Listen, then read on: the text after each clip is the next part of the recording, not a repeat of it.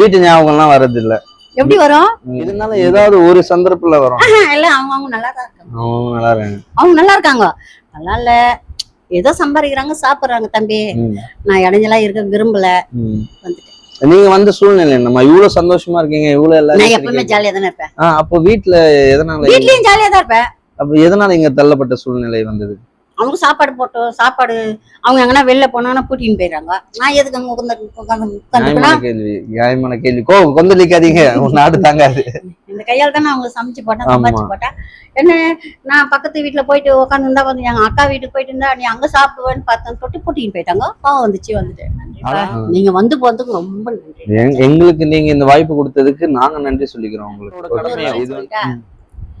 எல்லாம் முடிச்சிட்டேன், எல்லாம் முடிஞ்சு போச்சு. என் லைஃபே இங்கதான். என் பாடி அவங்க தான் எடுக்கணும், வேற வழி கிடையாது. சாரிட்ட சொல்லிட்டேன், நான் திரும்பி